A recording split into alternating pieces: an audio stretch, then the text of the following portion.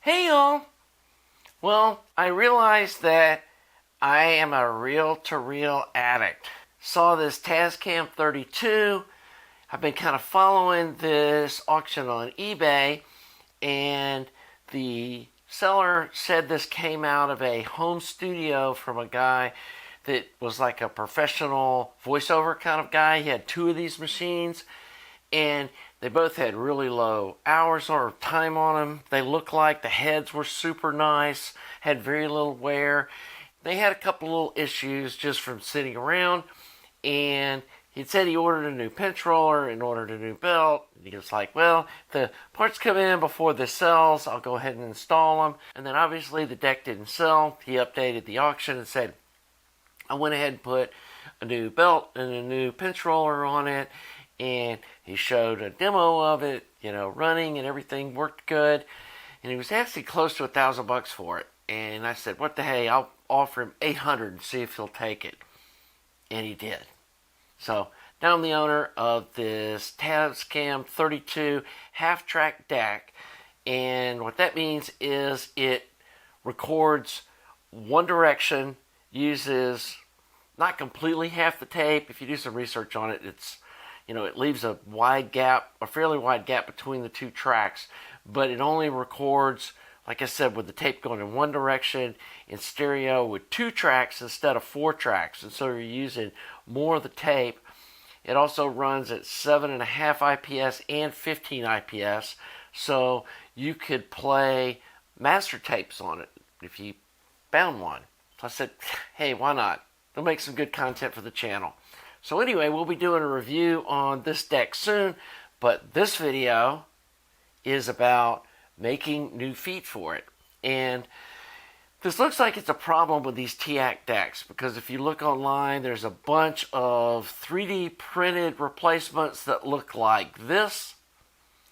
And I started thinking about it. It's like, okay, if the original ones obviously break, because the ones are missing on this deck, and then these 3D printed ones, how strong are they? And if those feet do break, I could see this thing toppling off the table, bending the spindles and ruining the deck. So when this super well packaged deck got to me, it had these little felt feet on the bottom of it, and it just felt kind of tippy. And I was like, man, that's not, I could see, pulling on one of the reels or something, and the thing going whoa and falling over and ruining it. So rather than getting some 3D printed ones of unknown quality, I decided to make my own. So this is just some 1-inch square steel tubing. So the bottom cover has 4 3mm screws that hold the feet on, and I thought it was important to use all 4 of them. So this is a 9-inch long piece of tubing. This first hole is 60 millimeters from the front edge, and I was measuring from the front edge so that they would absolutely come out the same amount on the front. There's, a couple of millimeters difference in the length, but that's not a big deal because it's in the back. So do all your measuring from the front. 60 millimeters, there's 15 millimeters between the two holes. So you go 60, then 75. And then the next hole, it was difficult to kind of figure out exactly what it was. It looks like it's around 147 to 148, kind of in that range. And if you have to slot these holes a little bit to get the things to line up, it's not a big deal. I mean, I'm going to be putting a Allen bolt, an Allen headed bolt from the inside, and then a black washer and a washer. So these holes have to be like made a little bigger. And I may end up drilling these a little bigger so there's some adjustment to get them nice and even, but I'm hoping that I drilled all these in the right place. So I went about 147 and then another 15 millimeters to this next hole. And I think I used like a 1/8 inch drill bit. And then on this side, you see I drilled a much bigger hole so you'd have access to get in to tighten up the screw. These might be a little bigger than they absolutely need to be, but probably not, considering I'm going to be putting a washer on them. So I drilled these to 3/8, and again, marked in the exact same place, and it also gives you access to the inside to deburr the back side of this other hole. And then I use this little tool that looks like this. You can get it in the plumbing department of the hardware store. It's from deburring the inside of pipes, to come in here and, deburr the inside of these holes so that pieces of chunks of metal in the future don't fall off and do something weird, which probably wouldn't happen. But anyway, it's a way of cleaning up these holes. Also recommend using a really nice, this is a Starrett center punch.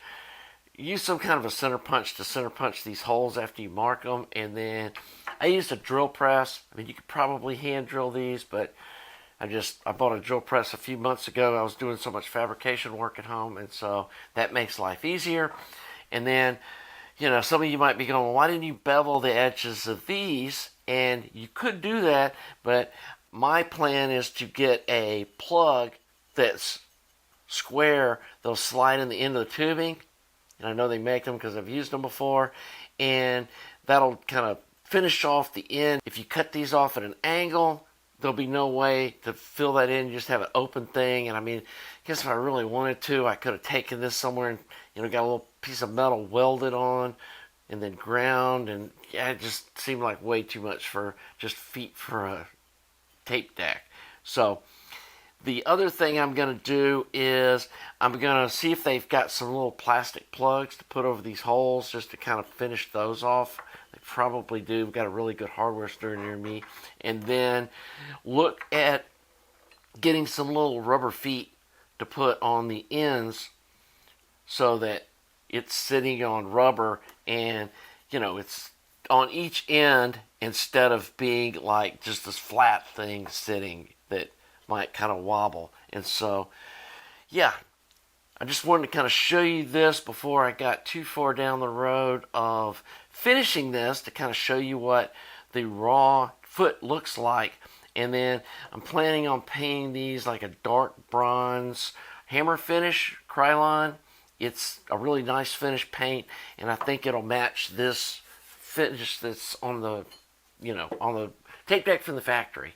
So let me go paint these things, and I'm going to run to the hardware store and see if I can find these little, little feet and end caps and all that stuff to dress these up, and we'll show you what that looks like, and then show you what they look like installed on the deck. So when I started looking at the color, I decided that hammer finish would probably draw too much attention to the feet, because there's really nothing that kind of finish on the tape deck. So I went with a satin finish, kind of gunmetal gray, light metallic, and I think it's going to end up looking good on the deck. You can see I've got the little rubber feet screwed on each end, and then holes are drilled, got the end caps, and it really turned out clean. And here's a side view to kind of see how the feet fit on it. And it worked really well. Ended up using 4mm screws for the feet, and drilled and tapped the metal tubing so that the screws would just thread into the metal tubing itself, and put the caps on. It looks great. So here's what it looks like on the deck, and I think it turned out really nice. I actually ended up putting the longer extension on the front because it is a little kind of top front heavy, and you can see it's rock solid and really makes the deck stable. And I think it's going to be a lot better than it would be even with the factory feet. And then here's more of a close-up of what these feet look like when they're finished. And I think this finish color and the little plastic cap on the end, it just really gives it a nice clean look, and looks like it could have been made that way, I think. So, yeah, I just want to give you a little close-up of that looks like. This kind of, setup you could use on any reel-to-reel deck. I think you just need to, it's got screws on the bottom cover. You could measure, and this 9-inch length seems to work really well. Obviously, you can make it whatever length you want to fit your setup. But again, I think putting these little plastic caps on the end and the little rubber feet and stuff, it just It's really got a nice clean look and gives a really stable footprint or platform for your reel-to-reel deck to sit on. So anyway, hope you've enjoyed this video. If you have, please subscribe to the channel. Please like the video. I'm planning on doing more videos on reel-to-reel content. Going to be going over this Tascam 32. I've got an Akai M8 tube reel-to-reel deck that we're going to be completely rebuilding. And then we've got another Akai deck that I'm also going to be rebuilding, replacing all the transistors and recapping it and like completely going through that deck. And so yeah, we should have some reel-to-reel content on the channel for a little bit. And again, I hope you're enjoying this. I want to thank all you subscribers and you regular viewers. Thanks to you Patreon folks supporting the channel and other people that make donations. I really appreciate it.